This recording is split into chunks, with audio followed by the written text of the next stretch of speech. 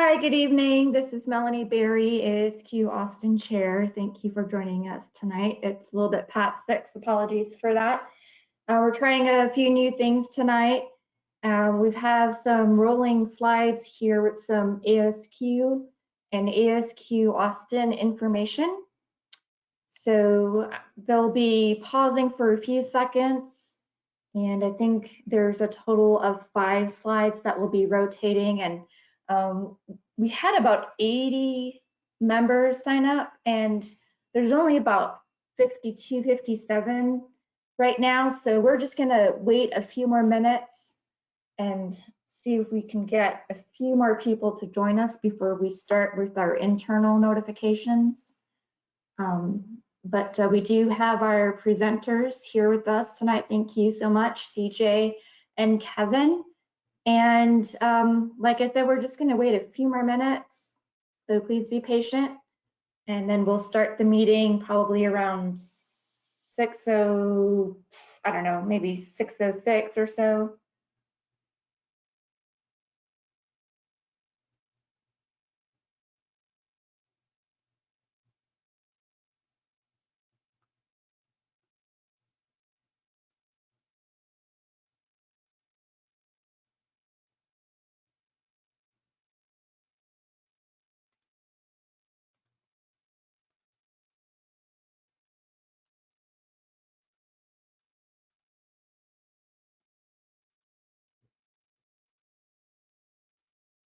While we're waiting, if there's anybody here that's not from ASQ Austin, that's a guest or visiting, let us know in the question box there. If you see it in your dashboard, we can start introducing you. Just let us know where you're from or what section you're from.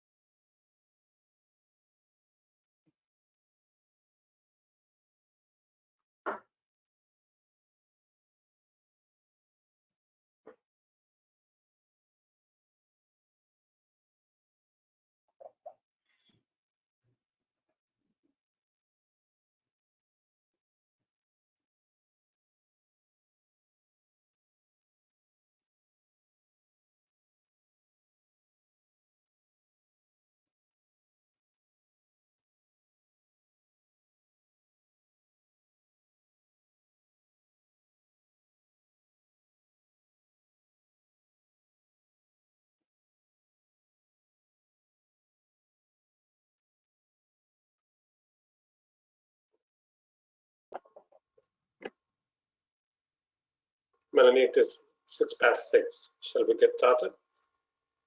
Okay. Let's see. Oh, we've got about 60 attendees here. So let's get to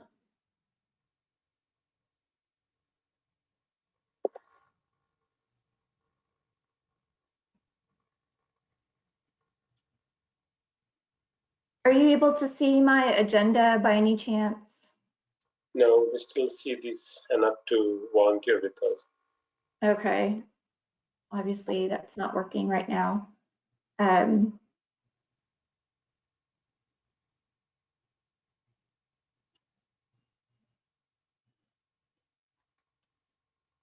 Apologies, trying something new, and this is what happens.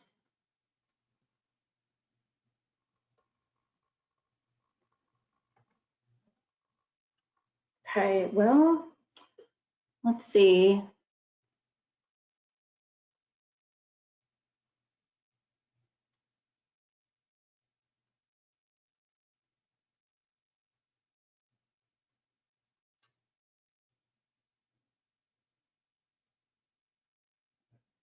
Okay, are you able to see the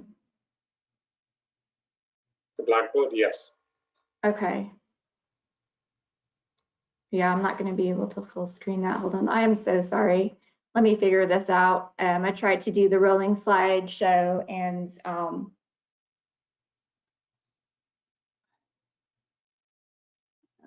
gonna work.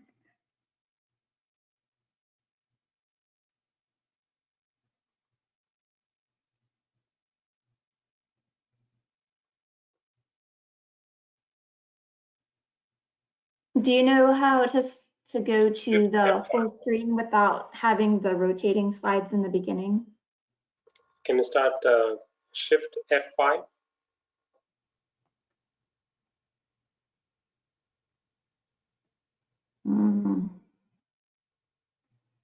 Yeah, it's not doing anything. Okay. Hmm. Okay. Well, we can just do it like this, so you know it's not going to be as pretty. Are you able to see the slides okay? Yes. Okay. Okay. Well, tonight's agenda is in the menu format tonight. I just got tired of looking at the same format every month. I don't know about you guys, but I just tried something creative and apparently not working out too well, but it's fine. At least you have something new to look at. Tonight's agenda will include our internal ASQ Austin announcements. It'll include, of course, our networking, our book club idea, our virtual social event idea, and our My ASQ website segment. And then for the main course, we'll have our presentation, Creating a Global Process for Solving Customer Issues with Kevin Chung and DJ Loberg. Thank you so much for joining us. Afterwards, we'll have some Q&A and we'll thank the speaker as usual. And at the end, for closing, we will, of course, display the QR code in the link, and our voice of customer, Scott, will say a few words at the end. And as always, if you have any questions, please access the question box. And I am hoping that one of our chairs will help me out here and stop me if anybody has a question or can answer the question privately in the question box. Okay, so before we got started, I had asked some of the members that were here to introduce themselves if they were coming from a different section other than ASQ Austin, or if they're coming here as guests and they're not a member. So let us know in the question box if you're visiting us. Welcome. And thank you for all of the ASQ members that are here. Thank you for your support. And thank you for all of our cheerleaders that are here for supporting us and all the hard work that you've put into making sure that we have a member meeting every month. So Narendra, are you able to see any of the comments coming through? Yes, we have a few out of towners, one from Canada, one from the San Francisco Bay Area, one from St. Augustine, Florida. I think we have a wide range of participants this month, which is good. And also from the Bay Area, Texas chapter. So we have a couple of people who are from other chapters joining us today. Okay, great. Thank you so much, Naren. Well, welcome. Let's see here. So if you are an ASQ member and you want to make sure that you're getting all of our emails and that you're able to access all that ASQ has to offer you as a member. I wanted to take some time today and go through on how to access my ASQ, different ways, because I know we're always encouraging our members to join my ASQ, to log on to my ASQ, look at my ASQ. But I'm wondering if maybe some of our members don't know how to log on to my ASQ. So I'm going to spend a little bit of time tonight and walk you through that. And hopefully it'll help you if you had any questions. And let us know if it does help you at all, or if it, you need something more, if you need more details on that. We'll be happy to help you out. So we wanted to share with you some of our upcoming ideas. I know that in the past few meetings, I've been bringing up our idea on a book club, and it's a little bit difficult to get everybody together and organize a date and time. But this is something that we've been getting interest on from our members, sporadically, either from the survey responses as comments, or in the comments in the question box during our meetings. So I felt like this was a good time when we usually take a summer break. And I felt like, well, some of us may not be traveling for summer vacation, might need something to do, even if you're staying inside, because it's so hot during the summer here. I felt like it would be a good opportunity to offer some extra RUs. And then, also come together as a community, an ASQ community.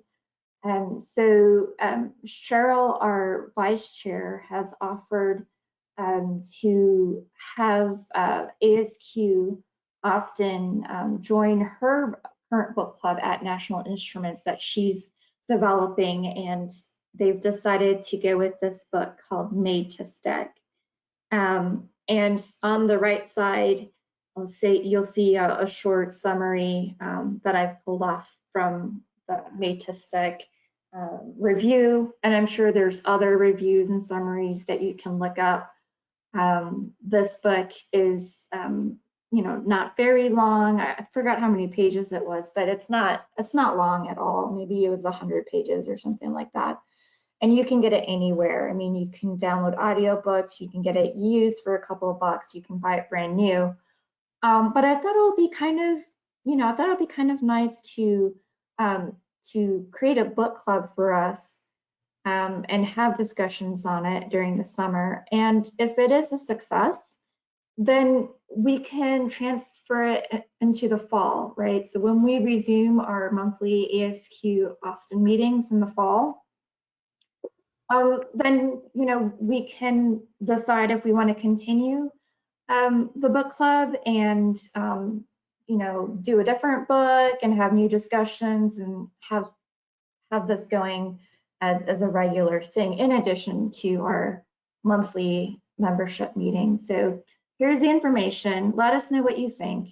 Of course, there's different ways to communicate. You can comment in the question box here, or you can comment in the survey that will give you access to at the end of the meeting. In the comment section, you can contact us through social media or my ASQ. So let us know what you think of that. And then our other idea that we wanted to share with you is a possible virtual social event idea. Again, thank you, Cheryl, our vice chair. She is offering to host this virtual social event.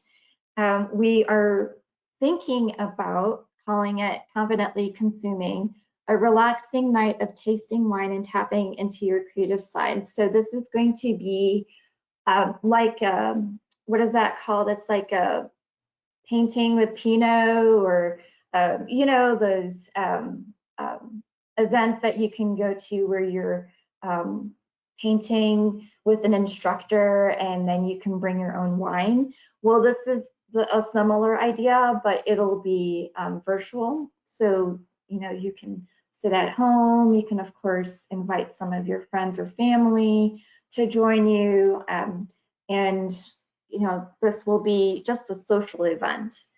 Cheryl, I don't know if you wanted to add anything to that, but this is something that we're thinking of doing in May. So that would be next month as a social event. And this is a response to our usual summer social event. And, you know, I don't know if people feel comfortable yet going out in person and, you know, visiting with one another out in public and in crowds yet. And I don't know what May hold, you know, things can change very quickly. So we're hoping to put this together next month. And we also want to know what you think about that. So let us know in the comments. Let us know if you're interested. I'll just chime in here with a couple things too. So the idea is there is actually similar to ASQ, a certification body for wine consumers and people interested in learning more. And so there's a real process. And so the idea is that we can teach you a little bit about this process and how you can decide for yourselves and your friends whether your wine is a quality wine. And again, have a little fun. And so we've got some ideas on inexpensive local wines that are pretty widely available that we'd walk you through as part of the process. Thanks. Thank you, Cheryl. Yeah. So I think it sounds like a great idea.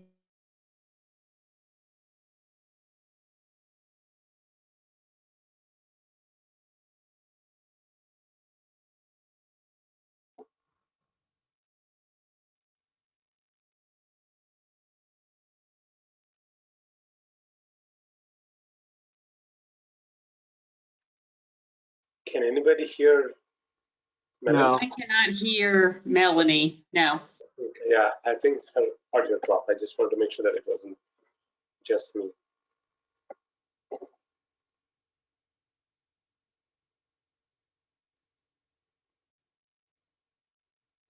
All right, well, I'll jump in while Melanie tries to work on her audio. So Melanie, if you can hear me as we walk through, I'll just let you forward the slides. But we did want to remind everybody of the My ASQ Austin section website. So if you haven't been to My ASQ yet, please do take the opportunity to sign up, log in. You'll get the opportunity to participate both in chapter activities as well as forums, resources, and see all the member-only content that's behind the portal, because it is a public site, but we do have other content that is behind the members-only site. So check that out. Make sure you have that as a resource, and by doing that, you do get some of the latest news from both the chapter as well as ASQ on upcoming certifications and activities.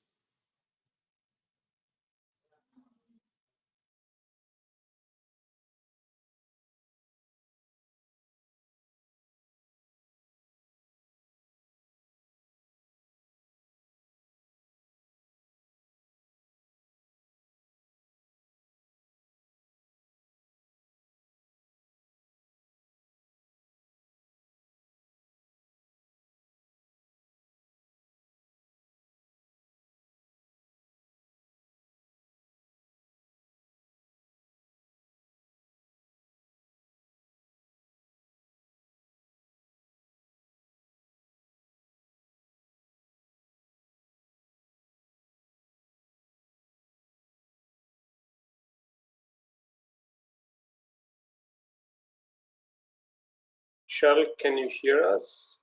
Are you talking? I can hear you. I don't think I can't get through to Melanie, so I may see. I was trying to pull up the slides here that I have and maybe share my desktop, but I don't have the presentation ones. I'll make you a presenter.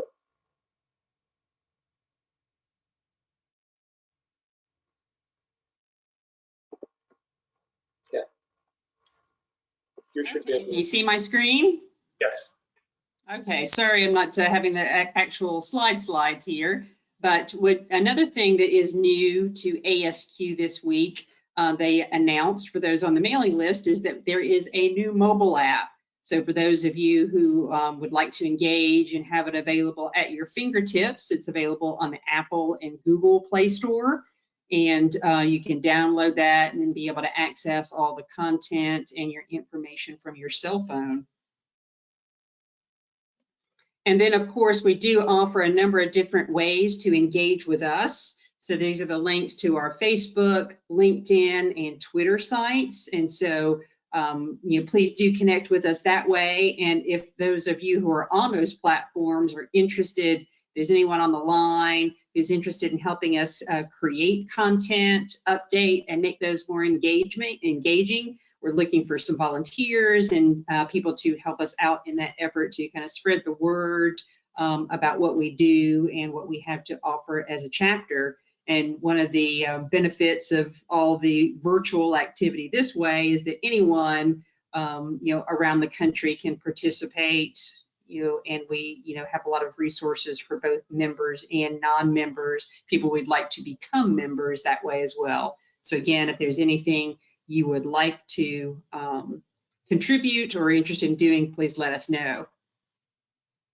And then with that, we still will looking for volunteers. And how do you do that? So at the end, when you get the survey link today, you can put in your name and email in there. You can go to the My ASQ Austin website and let us know there, or through those any of those social media accounts I was just telling you about. You can let us know there as well too. Hey, I'm interested. I'd like to volunteer. This is an area that I'd like to help support. So these are just some of the options that we have available now. Education, the book club that we were just discussing, discussion group leaders, social media, as well as other leadership options. So with that, thank you. And then we'll turn it over to our speakers for this evening. Are you able to hear me at all?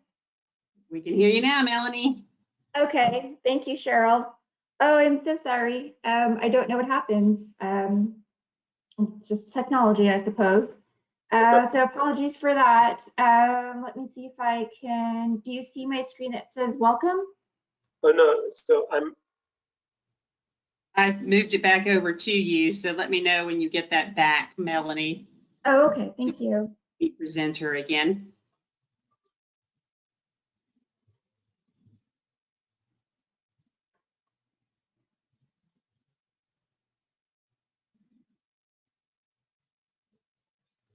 Do we still have you, Melanie? Okay. Yeah, can you see my welcome screen? I can, yep. Okay, great. Apologies for that, everybody. Had to log out and log back in. I don't know what happened to my audio. Okay, let's go back to the agenda. Hopefully we won't have any more complications.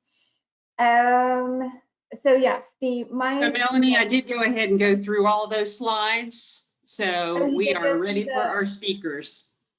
Did you go through this one where it explained how to go through? I did not do that one. I did the other ones in the deck that you shared. So if you want to cover that one, I did not do that one. Thanks. All right, thank you, Cheryl. So, okay, let's get back to this one. So I wanted to make sure everybody knew how to log on to MyASQ.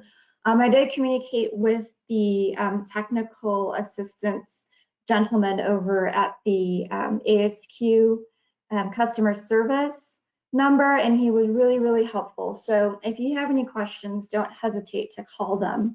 So I was told that there's two ways that you can access MyASQ quickly, and that's just to Google myasq.org or to type myasq.org in the browser's address bar. But let's say you're already at the ASQ.org homepage. Let's say you were doing something else, and then now you're like, oh, I want to go to MyASQ Austin homepage. How do I do that?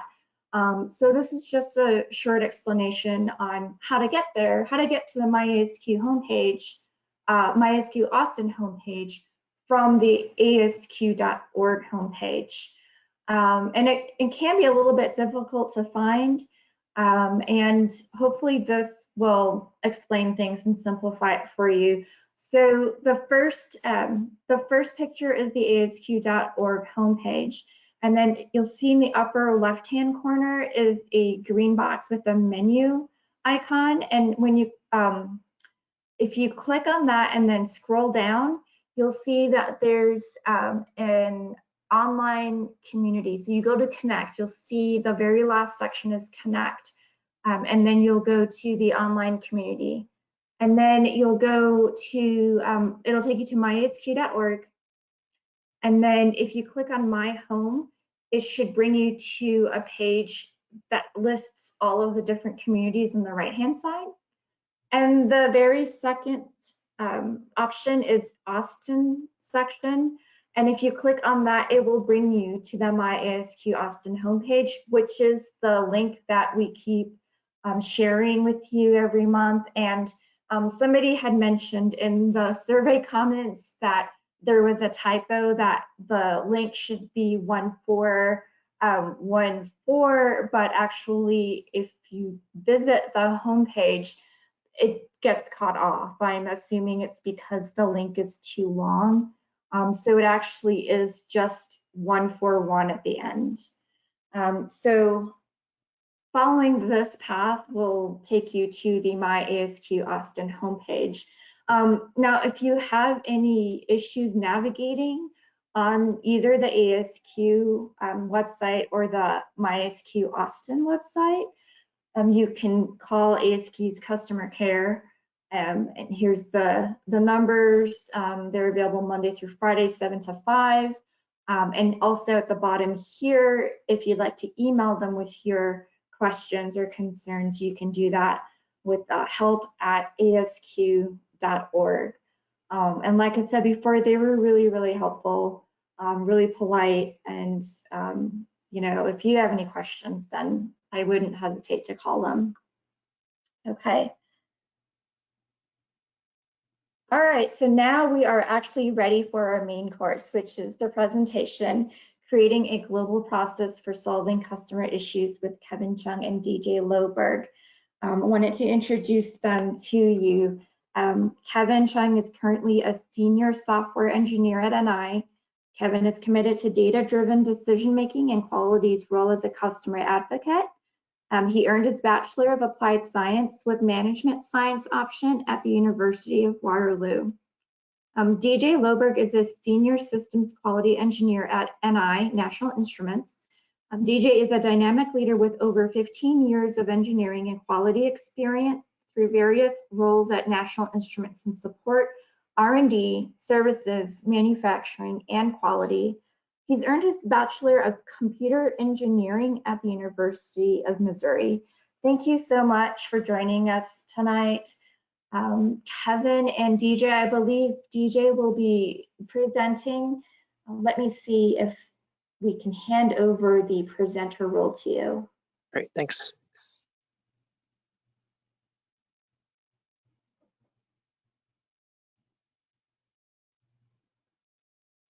Okay, we're able to see the Creating a Global Process for Solving Customer Issues green NI slide. Yes. All right, can you guys see the the full version? Yes. I can. Great. All right. Thank you, Melanie, for the great introduction. Thank you guys for joining us this evening on our presentation for creating a global process for solving customer issues. I'm Kevin Chung from NI, and we have DJ Loberg with us, and we're both part of the corporate quality team, and we're very happy to be here to help you guys to share this information with you. So we're going to take a look at the agenda.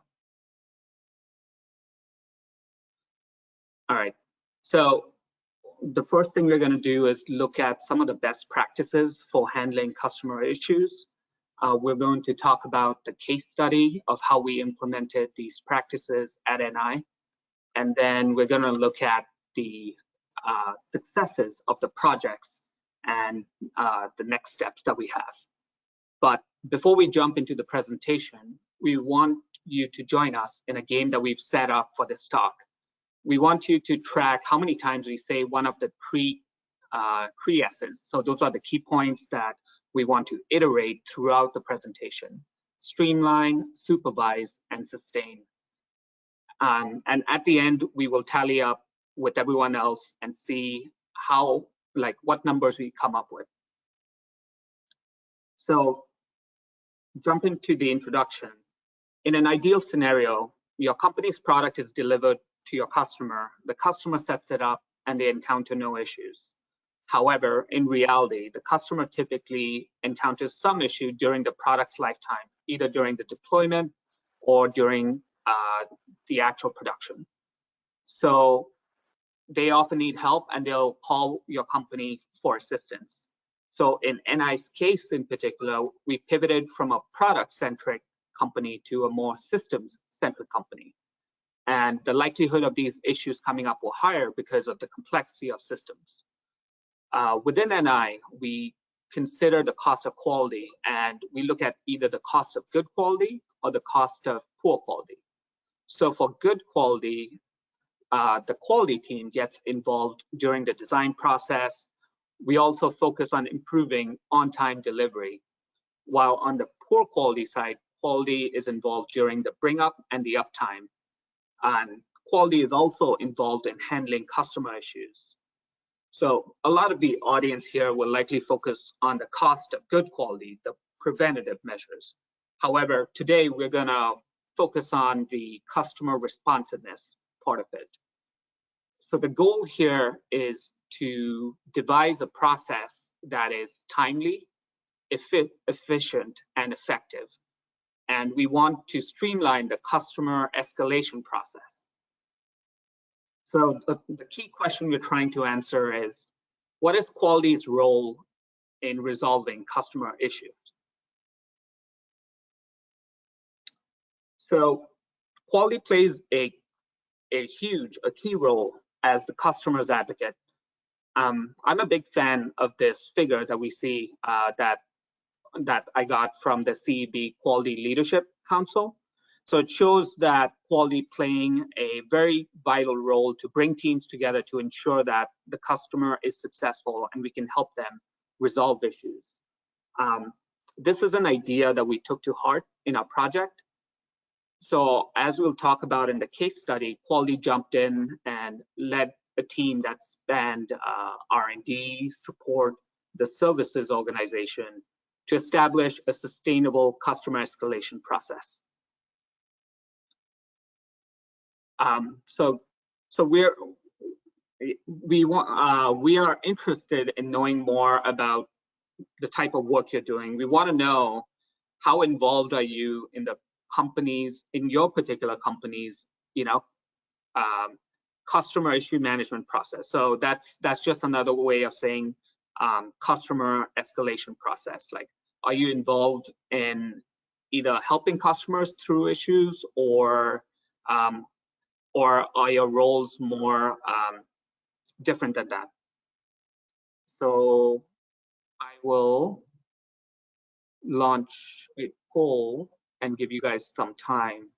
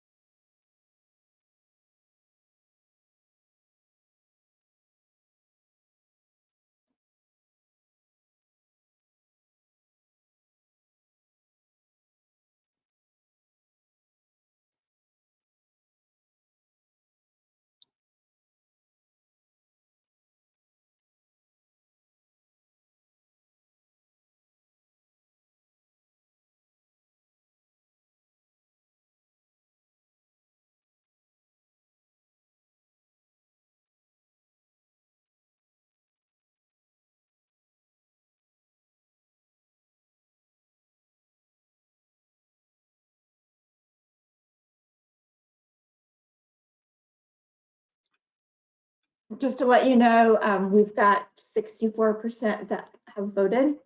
Okay. Yeah, I see 65. 67. Okay, is that good enough to close it?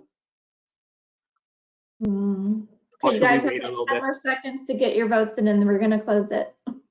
Okay.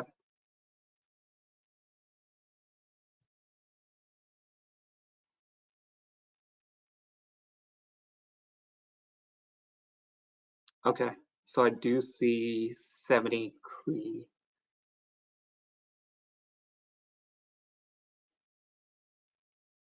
All right, so I'm going to go ahead and close it and share the poll.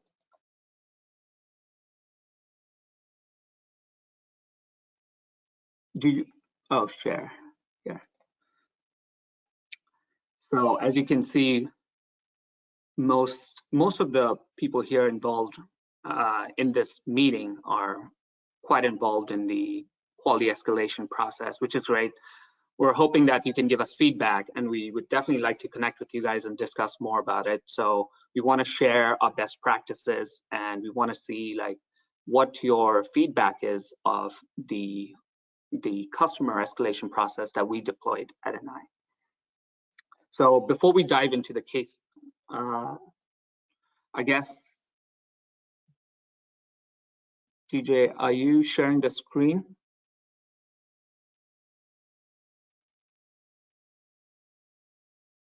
I'll hide. Okay. Okay. So before we dive into the case study, let's take a look at some of the high-level best practices for issue management.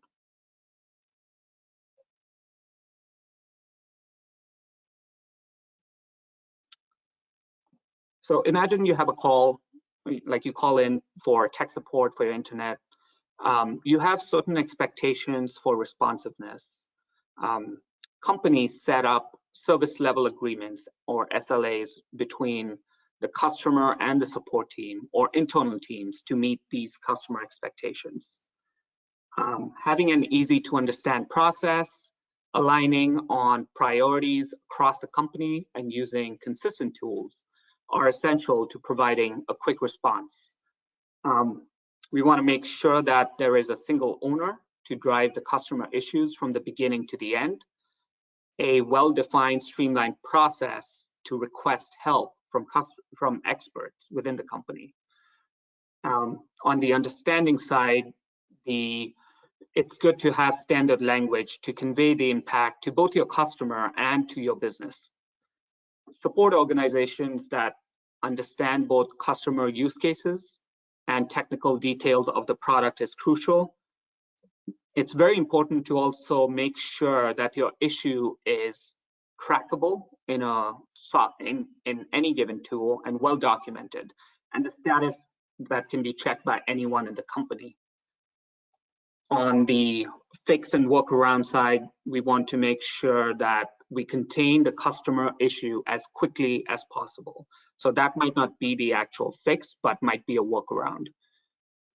There's guidance that needs to be provided to the support team on how and when to escalate to experts in cases that they can't quickly find a fix.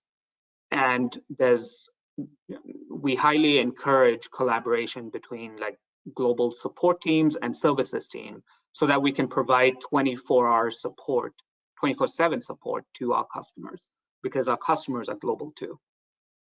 And we want to make sure that there's clear resolution that is documented for the customer so that it can be referenced in the future. From a process side, we want to make sure that there's a central landing page and other resources to share information about the tools and processes. And one thing that's very important is to check and adjust so that this process is sustainable. One of the most important things to do is communicate as often as possible, both to the customer and the internal stakeholders. And this should be happening throughout the process. So let's dive into the case study. And we're going to look at historically. So historically, NI has been a products-centric company. The customer contacts NI through an agent and the agent leverages help from either R&D, peers, or the account owner, depending on the type of question that's being asked. The customer will often reach out to the account owner directly too for any NI related question, which is not ideal. But as we pivoted a few years ago to a more system-centric company, we realized that the previous product-centric view, which was sustainable, very quickly got very complicated. There were new types of issues that came up and new team members that were involved. There were numerous ad hoc connections and conversations that were happening, and these interactions were usually not well documented. The agents in these cases are having a harder time finding experts to help these customers. So as you can see, it's a mess when we try to map it out in terms of the tools that are necessary, the types of issues that come up, and who to contact. So one thing we want to do is strive towards an ideal state. We want to make sure that there's a single point of contact for the customer, and the agent should be able to rapidly request help from the right subject matter experts to be able to troubleshoot collaboratively. This required a well-defined internal and external process to escalate customer issues and alignment between the teams. Ideally, we want a single trackable tool to communicate internally to prevent loss of information.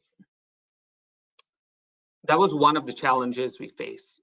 So we're going to take a look at some of the other challenges that we had.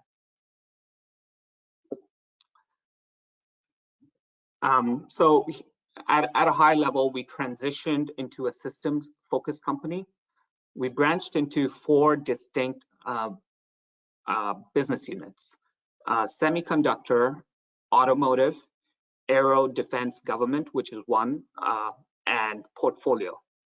The company reorganization also led to the realignment of some of the roles and responsibilities, and also the creation of some support roles.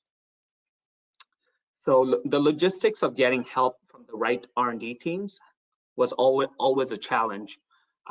There was always different tools, processes, and terminologies across different organizations. So there has always been a strong need to standardize and streamline to improve efficiency. The new BUs that we talked about, new business units and new roles that we have, give us an opportunity to work together with teams across NI on a common customer escalation process. We also have a key R&D role that helped customers that was being phased out. So NI had revamped the support role so that there were more products and systems expertise in the support organization. So this required a company-wide transfer of knowledge from R&D to the support organization. And then, like many of you, we also have customers globally. A lot of them have systems on the production floor that go down and need immediate assistance. The revamped support roles and career paths allows NI to provide customer support like 24/7 globally. So, all right, next up. So I'm going to pause here for a few questions. So if there are any questions, I'm going to take a look at the chat. DJ, did you notice any questions? Oh, I guess you probably didn't. No, I can't see the chat window, no, sorry. No, you're good. Okay.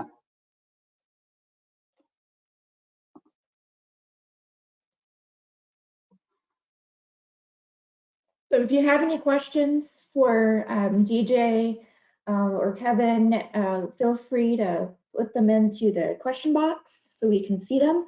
Otherwise, if there are no questions, then we will continue until possibly the end, or until we have a short break again for any questions that may pop up, and we can answer them towards the end. Okay. Sounds good. Yeah. I don't see any questions, so I'm going to continue. So I'll transition to DJ to talk about the customer issue initiative led by the corporate quality team. Thanks, Kevin. So as Kevin mentioned, with all these changes going on within the NI company, and there was a bunch of challenges that we were facing, we decided that we had to come up with a solution to so that our customers would not be impacted by all these changes. So we gathered representatives from each of the main groups that both directly and indirectly support our customers, and we called it our Global Customer Issue Management Program. So the main goal of this program was to create a robust global process for identifying, managing, staffing, resolving, and communicating customer issues that needed interdepartmental support. This process needed to ensure that the correct people are involved and that everyone has a consistent understanding of the expectations of their roles and responsibilities. So for this project, we broke it down into these four main areas to focus on, and we'll walk you through how we got to our current state in the next sections. So let's start with the process, which as quality organizations, we all love process, right? So with almost everything that you do or you build, you want to start with a strong foundation, right? So over many years of supporting our customers to the best of our ability, where we've even won awards for our support, we've also started to realize that multiple teams across these different organizations and different regions were not fully aligned. So not only did we have to get the support organization to streamline their processes, but we also had to all these other organizations that interact with the support teams, sales, services, R&D, manufacturing, et cetera, to also align. So on top of gaining that alignment, the support complexity continued to increase, right? We saw that slide earlier where all those crazy lines were drawn all over the place. And that percolated to all the other organizations as well. So as the quality team overseeing this program, we were the ones that helped bridge that gap between these process redesigns over the multiple phases that we rolled out.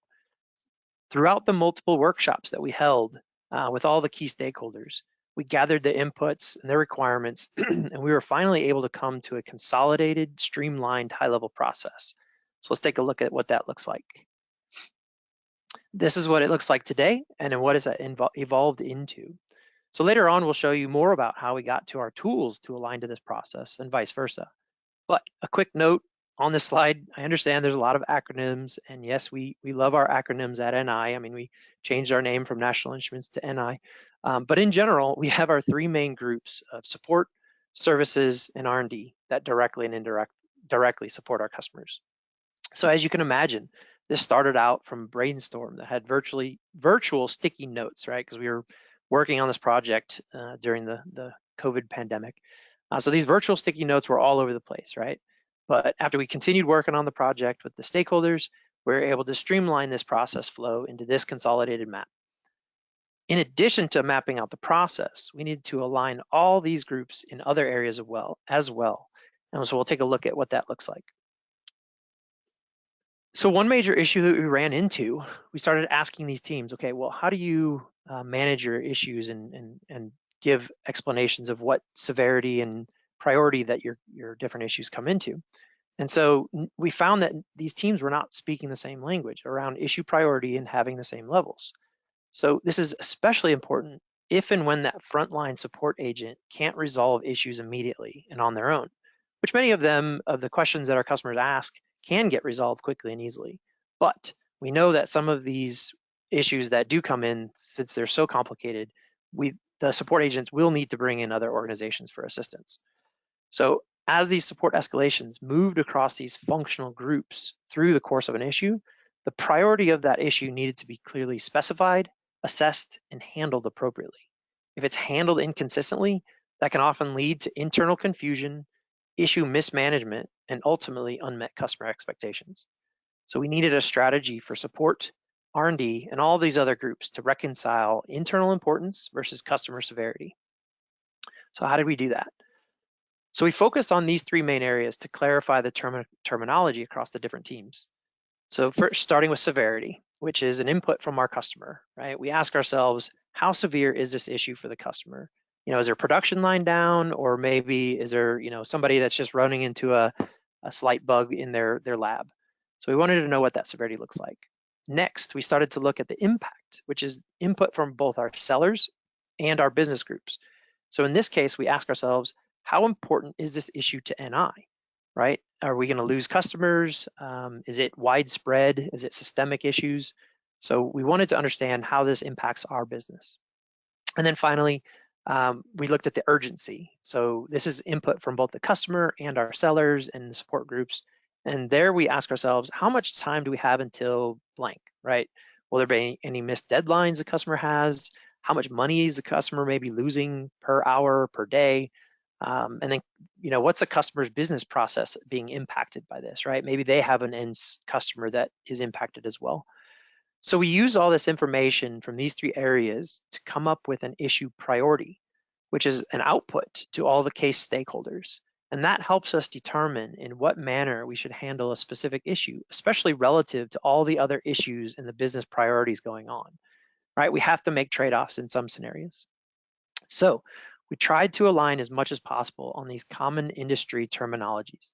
So once we came up with this terminology, we rolled out these terms and corresponding examples, which helped the different teams understand what these terms mean to all the different organizations, which led to consistency across these teams. So now that we had all the teams using the same terminology, each group could refer back to this terminology when working on their issues, right? Everybody speaking the same language. So with this streamlined approach and terminology baseline, we can hope this will make it more efficient to sustain our newly rolled out process, and in the end, ensuring our customer success. So from here, we wanted to continue to expand on our strong foundations. So we started to investigate different tools to make it easy for everyone to adhere to our process. So looking back a year or two ago, which sometimes it's difficult to imagine it was that long ago, especially with all the COVID stuff, it might be hard to believe, but we had around 9 or so different support tools being used globally, anywhere from off-the-shelf tools to homegrown specialized tools, so that we can meet our business needs. So with all the other changes going on in parallel throughout the company, these organizations that were using these tools didn't want to change everything all at once. So we decided to make a phased out approach to our tool consolidation. Eventually, we narrowed down to using 2 main tools for supporting our customers and to collaborate internally. So one was our CRM tool, and the other one was a tool that our development teams were already using in their day-to-day workflow, which made it a lot easier for them to quickly transition to their development tasks over to supporting a customer. So let's look back and check out our process map and see how these tools align to the process. So we took this process and we wanted to overlay our tool usage for all the different teams, and we ended up with the following. So we use our process in an ideal state to help us select the tools. But for some of the parts of the process, like I mentioned, for the developer tools, that tool is already selected. So we adjusted some of those teams' processes to align to the common tool. So we were very flexible in how we were working with the different business units and the different teams across all these organizations. And having only 2 tools to manage, we believe this will make it much more sustainable and allow us to easily supervise the process and issues, which leads us to our next section on metrics and SLAs.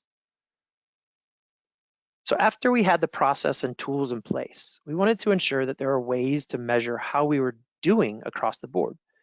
So this is where we needed to align across organizations on the service level agreements, both for our customers and between internal teams, and then set metrics for the teams to adhere to. But before we show you what we implemented, we want to get some feedback from the audience. So again, this is where we're going to ask you to help participate. We want you to share some of your best practices that your company or maybe another company that you've worked for uses for setting metrics around specifically customer issue management. So we'll take a few minutes to allow us to share some ideas amongst the audience. So go ahead and enter your best practices in the chat window. And if we get a few responses, we'll go ahead and share a few of those throughout to everyone else, after you've submitted your ideas.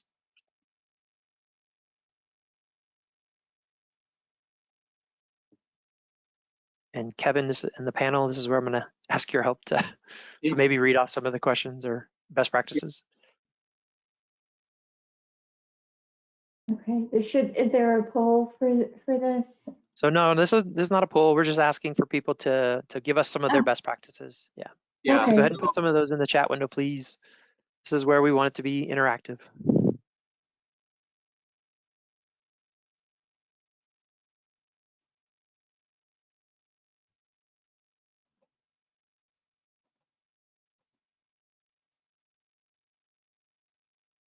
Yeah, or use the questions section if. Yes, in order for us to see your comments or your questions, the audience will have to use the question box.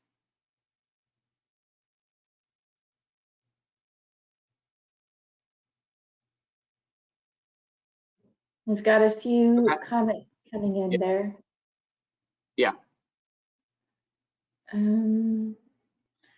So I see that. Sorry, go ahead. Oh, let's see. They're coming in pretty quickly. I've got to scroll back. So I see somebody has answered with number of failures by product over time. Okay, it's a common one. Yeah. Dental business. Voice of customer. Go ahead. Voice of the customer. Usually time to resolve is a good metric, which is a good one. Time to respond. Using a software solution to track metrics around customer issue. Structured corrective action requests, so CAR, to manage customer complaints. NPS, tracking customer retention. And also categorized by missing, wrong, or damaged over time. Net promoter score. Metrics obtained from dashboard reports that pull from their data management system, number of defects that are found, warranty, simple measures that allow measurement of percentage of non-conforming based on field returns, and complaints per millions of dollars or number and reported incidents. Yeah, that's a good one because that ties back to the whole cost of quality, right? So that's a good one. Yep. If you're able to easily do that, yep, for sure. Yeah, thank you guys. Those are some great suggestions. Yeah, awesome. All right, so back to how NI looked at our service level agreements. So for those of you not familiar with the SLA terminology, it's basically an agreement between two parties and that helps set expectations and can be a very key component for holding teams accountable. So additionally, we made our SLAs traceable, which allowed us to establish metrics around them. So the two examples shown on this slide, it's kind of small and hard to read, but they're basically a couple of our main SLAs. So one's an external facing SLA, which is between the customer and our support organization. And then the other is an internal SLA, which is between our frontline support organization and other teams, especially R&D. So the other thing that we have on this slide is we wanted to kind of explain, what does these SLAs look like? So we wanted to break it down per priority level, right? We talked about those different priority levels before: critical, high, medium, low. And for specifically this one, we wanted to provide guidance to the organization to say, what does this mean whenever an issue is critical?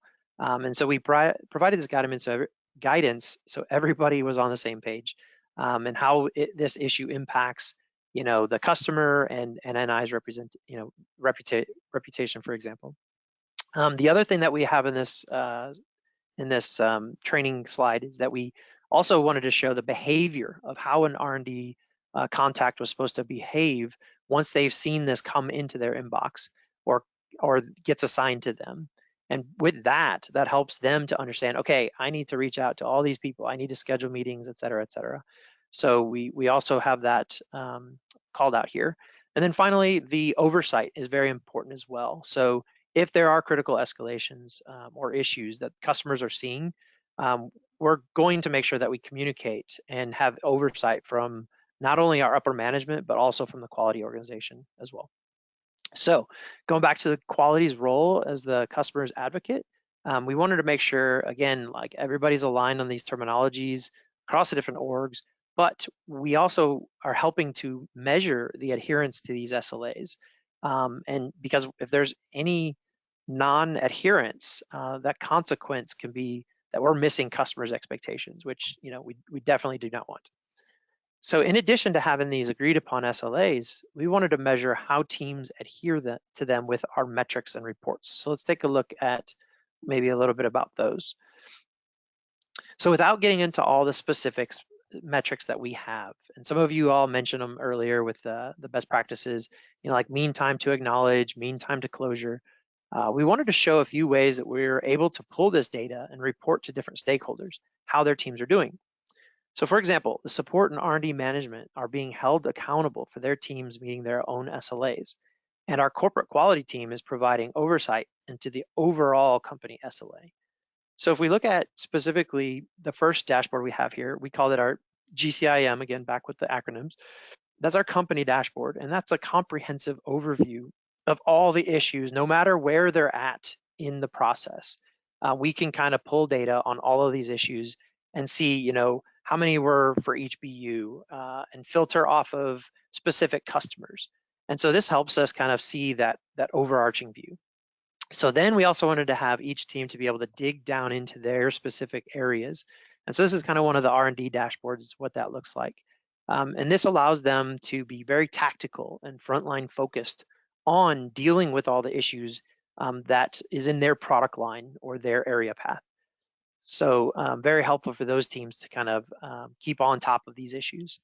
And then finally, when the tools that the off-the-shelf tools that we were using might have some limitations, we actually went and created maybe one little more tool to analyze some of the trends that maybe the other tools couldn't help us with. And so eventually we plan to roll those into maybe some other tools, but this is kind of what we came up with as a quick and easy analysis tool to really dig into the data and some trends. So with that, I'll hand it back over to Kevin to talk about how we rolled out these processes, tools, and SLAs to all the teams supporting our customers, and then he'll finish it out for us. Kevin? Thanks, CJ. Okay, so we will cover the last section, which is the training and future state. On the training side, we had customized training for each of the roles involved in customer issues, and the training covered some of the key points, why we made this change, how it benefited their roles and responsibility in the escalation process, their interactions with other people in the group, and sharing these tools for customer escalations so that they can self-serve, like the dashboards and the process, things that DJ shared in the earlier slides.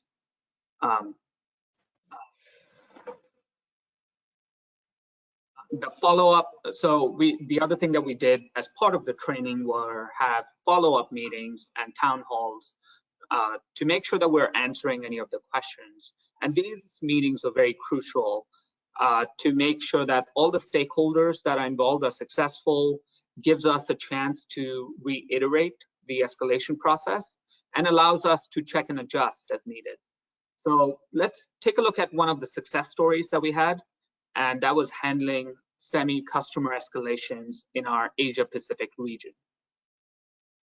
So prior to kickoff, we had a problem where the average time to close customer issues in our Asia Pacific region based semi-customers were high. So that's, if you look all the way in Feb and earlier, there was a lot of miscommunication that was happening between internal teams. There were a high number of messages that were being shared across different channels, and the customers who are reaching out, they could likely reach out to the wrong individual within NI and get stuck. And there's inconsistencies because of that in setting priorities. And lastly, there's unclear ownership of issues. So during the project kickoff that started in May, we had to work on getting buy-in from the key stakeholders. We led discussions to align on problem statement, roles, responsibilities, and we worked to streamline this process to align all key stakeholders on the charter and the goal. And after that, during the pilot and training phase, which started in May, we worked with an internal team to prototype the escalation process. This involved aligning on escalation priorities across different organizations like support, R&D, and services. And we supervise and monitor the metrics to help define the SLA. And lastly, near the end of July, we deployed a company-wide training for the new process, finalized the SLA based on the pilot metrics that we gathered. We continue to supervise and monitor the metrics and teach other managers to do the same for their reporting areas. We wanted to make sure that the new process was sustainable, so we performed like check and adjust as necessary. And all of this was happening in the middle of COVID, so having this process and tools were essential to make sure that our customers were being helped effectively. And finally, here's a summary of the improvements we found through the organization. We increase internal collaboration within each organization, across organizations, and across the globe. We created self-serve tools and dashboards to allow stakeholders to monitor and supervise. And we used metrics and SLAs to hold teams accountable. And very important too was we had customized training deployed to all key stakeholders. But we're still not done yet because there's still more work. And so we want to make sure that we don't just complete this and let it go. It's important for us to make sure that the newly deployed process is sustainable. We want to make sure that we're doing a check and adjust with the internal teams every few months. So that's something that we've been following up on. We actively solicit feedback from all the stakeholders in the different roles so we can continue to iterate and improve. We have internal escalation committees that were being used during the development of the process and when we were in the supervising phase that continue to meet to discuss outstanding issues. And we review customer escalations whose priorities are misaligned or ones that don't go well, and also the ones that go well, so we can take those lessons and improve the process. And there's also been continued work to better align the support and R&D organizations, just so that we can continue to be successful. And finally, I want to re-emphasize our 3 S's: streamline, supervise, and sustain. So while we wait for more questions to come in, we want to share our contact info so we can connect outside this presentation and hopefully share best practices on how to handle customer issues.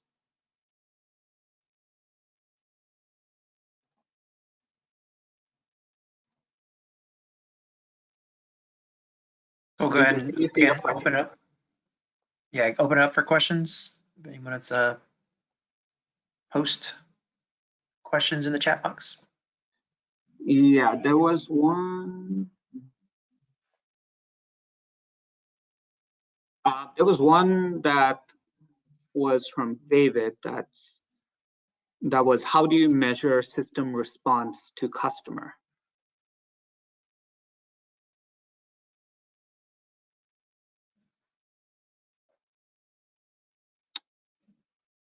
DJ, do you? Yeah, sorry, can you repeat the question?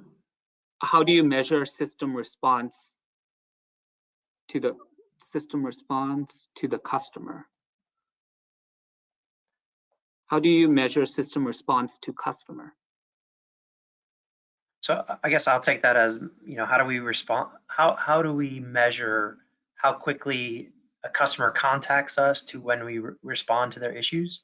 Mm-hmm. So this is often that frontline support agent, and we have like a phone system, and we also have like other email systems and other ways for customers to contact us via our website, and we measure from when those come into our our tool, our CRM tool, and when we actually have somebody either answer that call and start talking to the customer, or when we can respond to their post either on our website or through the tools that we have. So that's how we measure that first response to our customers. And then the next question is, what reporting software are we using? Kevin, I'll let you talk that one. Okay. So we depending on which dashboard we're talking about, at a very high level, for more high level overview and bringing all the systems together, we use Tableau internally. That lets us connect to different systems. The other one that we use at a tactical level is just the Azure DevOps dashboard. So that is very tightly tied to our R&D's tools. So there's no additional work that's needed to get a lot of the information that around metrics and SLAs that let them be proactive and monitor those issues. And then the next question is, they were talking about starting their career in technical support.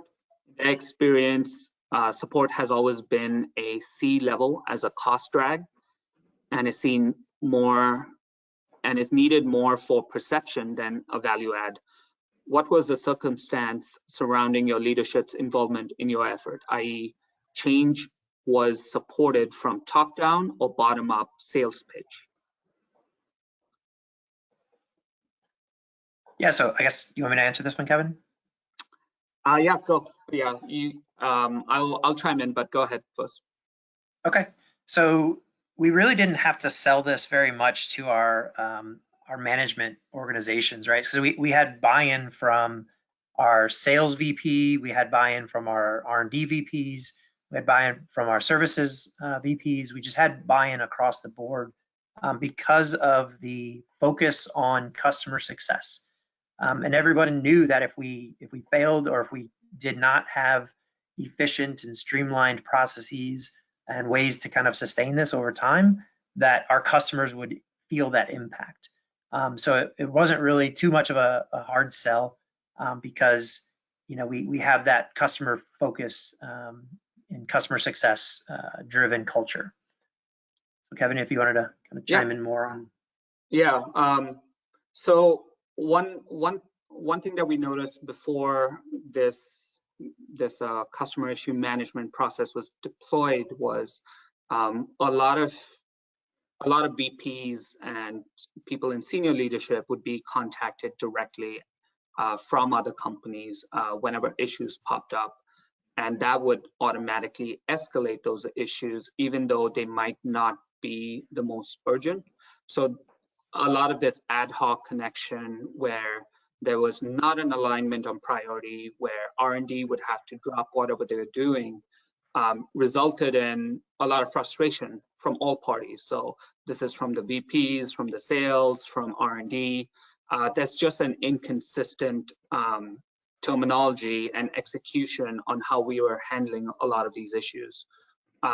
We did get feedback even from VPs and senior leadership after this, that where they kind of alluded to receiving fewer direct emails where things need to be escalated immediately, just due to them getting emails directly from their counterparts. So I think we were kind of primed to jump on it.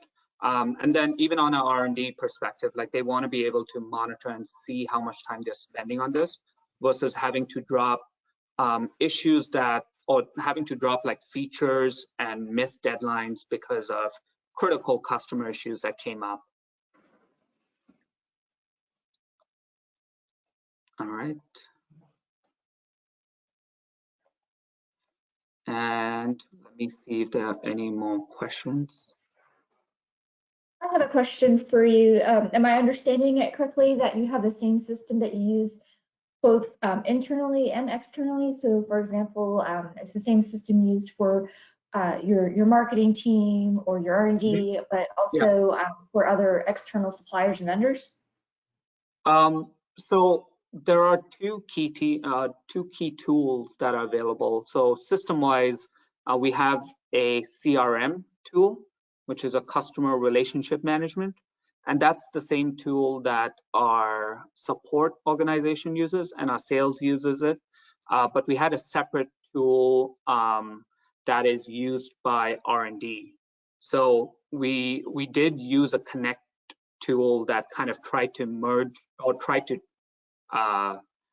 not merge the two, but like transfer information from one to the other, just so that we can have R&D working effectively in their little tool, and the other customer relationship management tool is primed and designed for the support organization and the sales organization. Does that answer your question? Yeah, so I guess you have different electronic systems, I guess. Yeah, we have two separate tools for it. Okay. And then on top of that, for displaying data, we use whatever is most efficient. And in our case, it was Tableau to collect all of this information together and show information from multiple tools. And how often do you get together and review, your metrics? Did you say it was monthly or? So the review actually happens very often. We have multiple dashboards that we use. So as a quality team, we actually don't review the metrics per se, but we review issues that come in that are high or critical, just so that if we need to get involved, we can jump in. These R&D dashboards are domain specific. So that's one instance of it that corporate quality maintains and monitors. Each team has their own. So we're empowering middle management and other people to have these dashboards, and because these managers are also being held to these metrics and SLAs. So it could be as often as possible for them, but for the corporate quality team, we look at it at a certain cadence. The support organization also uses these tools, and they have their own CRM tools that they use to also track metrics. So it's that has that tool can view a summary report of the metrics whenever they need to. Yes. Yeah. So the goal was to make it as self-serving as possible. So in most of these cases, in some cases, the tool is updated once a week because of the limitations, but most of these tools are live and you can get the most up-to-date information. That sounds nice. So, considering the effort toward continuous improvement, what, in your opinion, right now that you see with the systems that you have in place, could use the most improvement, and how are you, going about trying to reach that goal? I think one thing that we are proactively doing is, I would say two things. One is just making sure that we have buy-in from all the leadership at NI, in the different orgs, but to make it sustainable and to kind of just share that information, we want to make sure that we spread that information more so and remind people all the time. So the training aspect of it is definitely something that we continue to do. So we do little town halls, we present at different meetings, both leadership and to the teams directly, just so that we're reinforcing this process. So that's still continuing, even though we've done our first instance of this is a wide-based training for everyone. We still have a way for everyone to access that training material, but we want to be more proactive and go out to these team meetings and make sure that we're sharing the process. So that's definitely one part that we're working on and improving. The second part is just the checking and adjusting part, just making sure that we're calibrated between the different organizations and making sure that we're on the same page about what this specific priority means, both for the support organization, the services, and R&D. DJ, did you want to chime in on any of that? Yeah, so another thing that we're also doing is we're taking specific customer issues that have high visibility and kind of digging in what went well and what can we improve upon. And so that's just another instance of continuously trying to improve, like, was the communication going well? Was, specific, it's almost like auditing specific issues. So that's kind of the one area that we keep looking at. And then, one thing that Kevin did not mention was he's always trying to get improvements on the tools that we're using, right? And so especially those dashboards, people come up, keep asking for new ways to look at the data and easier ways to get that information so that they can make the business decisions, right? Whether it's increasing the number of resources or adjusting how we're using the tools, et cetera, et cetera. So yeah, lots of different ways that we're keeping an eye on this. Yep. Yeah, that must take some time though to implement some of the software changes, right? So if you get a request or a complaint or something like that, and then you go into the software and then you have to, if it's hard coded, for example, and you need to make that change, not only do you have to spend time to do that, but there must be some kind of downtime. And then you also have to have training, right? Mm-hmm. Yeah, that's definitely a challenging part. I think one of the part that takes a lot of time is just going back and making sure what they're asking, that you understand the ask. So like going back and making sure that's exactly what they want. So iterating with that and like meeting up with different salespeople or meeting up with different support people to make sure that the features that they're asking for are truly will make their experience on those dashboards a success.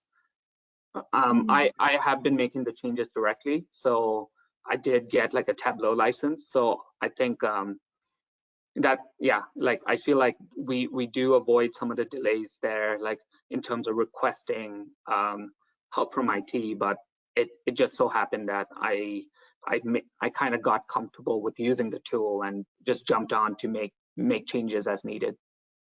Oh, that's really nice. Kevin's really talking about just how we report the data. We're not trying to make major changes to the process unless we really feel like there's something that could be adjusted. So a lot of the times we're just really clarifying, okay, maybe a role or responsibility changed. How much does it actually impact what we have here? But this is kind of like the process we wanted to stick to and maintain that, so it kind of builds and we can use it without having to change too much there. Yeah. Okay, so that's kind of like a boundary that you have to keep in mind too when you're starting to change things or looking at changing things due to a request or complaint. Yeah, for sure. Okay. Yeah, so we don't. Sorry, go ahead. I was just going to say we often, all of these things are interconnected, right? So the tools and the process and the metrics and everything. So if you change one, you have to look at the risks associated with that change and how it impacts all the different groups, as well as how it impacts the tools or the process or whatever you're trying to change. So.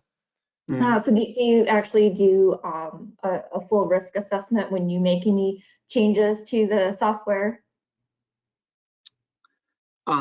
So the high-level software, like the tools that we have that's provided, it is more involved to make changes to those tools. For the most part, they just help us. We have certain templates that we have set up that we use that we haven't had to change a lot. The main thing that we've changed is maybe on the Connect tool side, where we transfer more additional information from the CRM tool to the developer tool, because maybe we want to look at, the business unit affinity or something along those lines. Additional information that we find that as an R&D organization, it's more effective for them to kind of work on. But those ones we have to work through IT to get. While on the dashboard side, for the most part, it's still very early in its infancy, so we don't do an official risk assessment on those things, but we just the way that I typically do it is I would just test it a lot, send it to as many people to get as much feedback, especially to the people that request like that feature. And again, like those features are prioritized based on how many people are requesting it and how useful do we deem like the organization might find it, as opposed to just any request that people have. Okay. So you go through like kind of a verification process at the end to make sure that's what the customer wanted. Yep, definitely. Yeah, definitely. That's a huge part of it. Yeah, not just with the people that are requesting it, but also with other people in the same role. And also throughout the process. So there is always like, we have sandboxes and stuff for a lot of these things. And we do mock-ups too. So a lot of times I will like have a meeting with these people, and I have like a desktop version where I make the changes and I kind of demo it to them and show them screenshots and stuff before we even get to the sandbox and even the go live.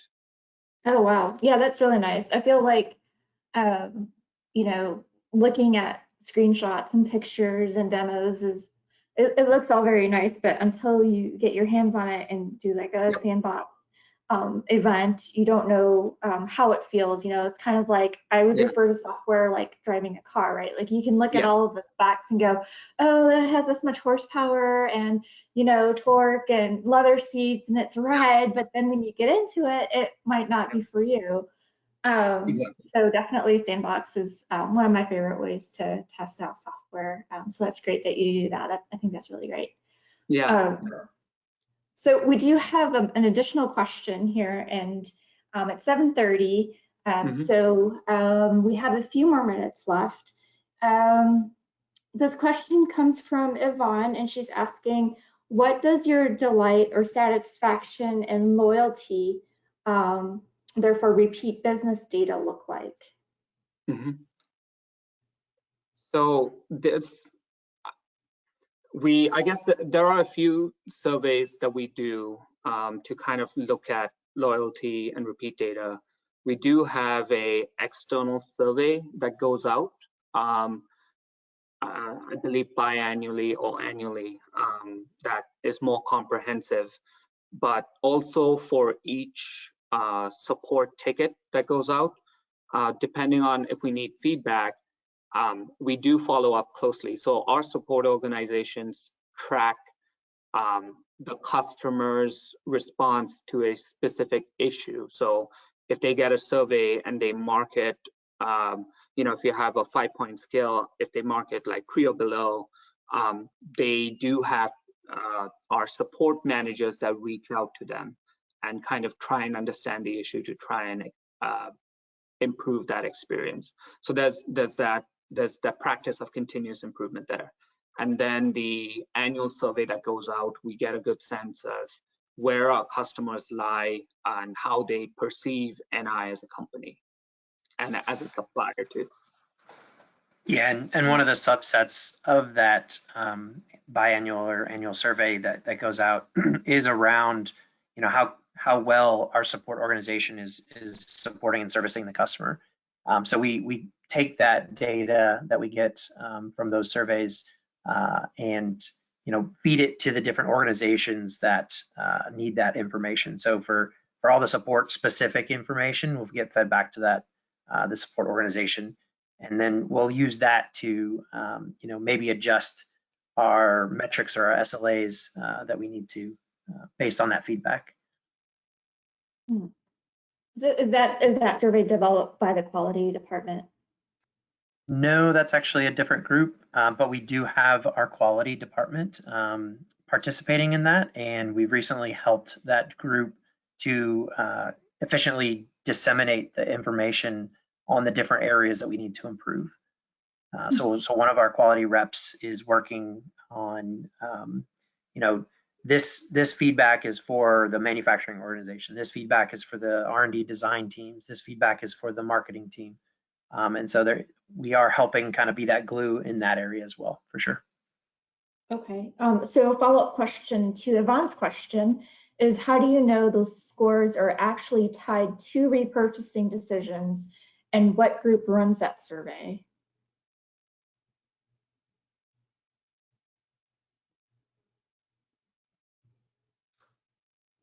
I think we have actually a collaboration amongst other teams, like a lot of different teams, but it's mostly ran from our sales and marketing organization. That's kind of the team that drove it, but since they kind of kicked off the pilot a couple of years ago, and last year we kind of really started to dig into the data, then now it's kind of a collaboration amongst a bunch of different organizations looking at that data. So I can't answer your question exactly on who's leading it up, but we can get back to you on that offline for sure. All right, thank you. All right, well, if there are no more questions or comments, and if you do want to reach out to Kevin and DJ, their information is on the screen there. Thank you so much for presenting to our ASQ Austin audience tonight, and of course all of our ASQ members and our guests. We really appreciate your time and effort, for being here with us on a Wednesday evening. I think it was a really engaging subject, and it was a wonderful presentation. So we appreciate you being with us, and thank you so much for your presentation. Thank you, Melanie. Thank you, everyone, for being here. Yeah, thanks for having us. Awesome. All right, well, let me try to get back the presenter role, and hopefully we won't have any technical difficulties. Okay, bear with me.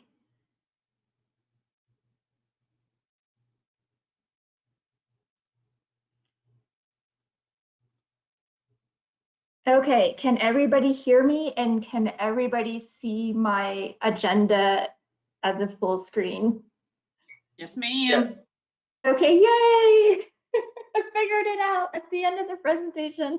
I figured it out. Okay, so reviewing our agenda for tonight, we did go through our presentation Q&A after the presentation with Kevin and DJ. Thank you. We do want to thank the presenters. Let me see here, and that is not showing up as I want it to.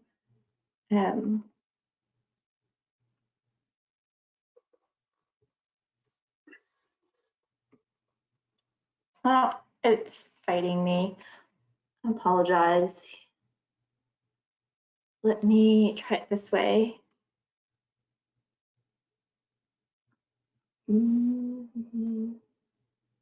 Okay, are you seeing my thank the speaker screen? Yes. Okay. Oh my goodness. It's just going to be one of those times here.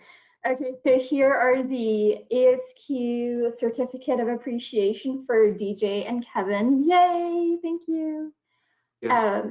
And Scott, if you're with us tonight, if you want to address our ASQ Austin members to take a look at our survey by using the QR code here. I know that there was a comment last time, so this is proof that we do listen to you, and we do look at the surveys, and we do discuss them together as a leadership group, that the QR code may not have been presented long enough for that particular individual to scan it. So I'm going to make sure that we spend, a couple more seconds, if not a minute, extra on it. And if by any chance you can't get to it in time, or you're having issues, usually what I'll see is some comments in the question box, and I can always go back to it. We want to make sure that you have access to the survey. So, you know, and I do try the survey out beforehand to make sure it works. So I do a verification check as well. But please make sure that you're scanning this and completing the survey for us.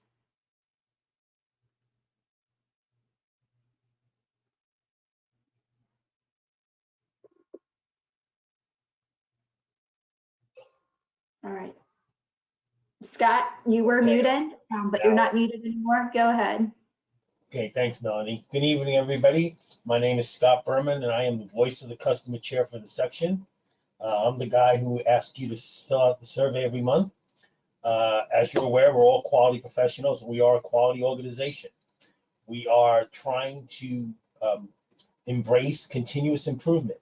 In order for us to do that, we need you, our members, to give us data, which is the survey. So please take a moment, answer the survey. We want to know anything you want to tell us. If you want to volunteer, give us your contact information in the comment section. If you had a particular problem this evening, please give us details. Last meeting, we had an issue where 2 people apparently had audio issues, but they didn't give us any problems. They just said they had audio issues. So they didn't give us their contact information, so we couldn't talk to them. So we couldn't try to troubleshoot what issues they did have. So if you have any issues, technical or otherwise, please let us know. Give us your contact information if we can contact you, if you'd like us to, so maybe we can get more information. But please give us some information. We need this data to serve you, our customers, better. And without it, we can't improve. So take a moment, please answer the survey. And to thank you for that, we pull 2 random replies every month and give them a small gift card in appreciation. And if you want to be entered in the drawing, there's a space on the survey where you can give us your email address so we can email you a gift card. So please answer the survey. Thank you very much for your time. Thank you, Melanie. Thank you, Scott. Really appreciate it. Yeah, so like Scott's saying, you know, please fill out the survey. We want to know if you're having any issues. We can reach out to you. For example, you know, today we walked through on how to access my ASQ and go to the My ASQ Austin homepage. So if you're having technical difficulties and for whatever reason the customer service folks can't help you out over at ASQ headquarters, then reach out to us and, you know, just let us know how we can contact you. You know, usually by email is good, or phone number. And then let us know exactly what you're having issues with, because as Scott is saying, if you're just generally commenting, you know, I had audio issues, or, you know, I don't know, something else, then if it's too general, then we're not sure how to handle that complaint. If you don't leave a comment, or if you don't leave a contact number, or, you know, contact email, then we don't know how to get a hold of you. All the surveys are anonymous, so we don't try to link them back to the emails that they came from. So we don't know who is making the comment. So if you would like to have somebody reach out to you, then you would need to, you know, put down some kind of contact information there in the survey. So there's other ways to contact us as well. Like we've mentioned before, you can go to My ASQ Austin. There is a discussions page there, and you can start a discussion. You can ask your questions there. And, you know, you can contact us through the survey. During our monthly meetings, you're more than welcome to put your questions down during the presentations, and somebody will get back to you on that. No, that's all I had for Pulsar. I think yeah. I'm sorry. Nara, did you say something? Okay, I couldn't hear. I couldn't hear you if you were saying something. Sorry. And so it also on the survey, there's going to be a comment section there. And if you want to tell us what you think of our ideas for the book club, if you're interested, let us know. If you want to tell us how you feel about our idea on the virtual social event for Art and Wine, let us know. You can also start a discussion on the ASQ Austin homepage as well. And you can also contact us through social media. So, I mean, there's many ways. So let us know what you're thinking. Let us know what you'd like. And we'll do our best to try to work on it for next time. All right, so I think that's enough time spent on the QR code and link. Hopefully everybody had had enough time to take a picture there to scan it. So somebody said that might have been Scott. Scott, did you want to add anything? I unmuted you. I didn't know who was. No, I'm good. Thanks. I think between you and I think we covered everything we needed to cover. Thank you, Melanie. Okay. All right. With that being said, we do appreciate you. Thank you very much for joining us. I do greatly apologize for all of the technical difficulties. It's just one of those nights, one of those presentations. But we do want to, again, give our thanks to the presenters. Thank you so much for spending your Wednesday evening with us. And as always, thank you to all of our members. Thank you to our ASQ Austin members, our guests, and our chair leaders who work really hard every month to make this happen. And we hope that you will join us next time. And we're looking forward to kicking off the book club and the virtual social event. So stay positive and stay healthy and have a great evening. Thank you and good night.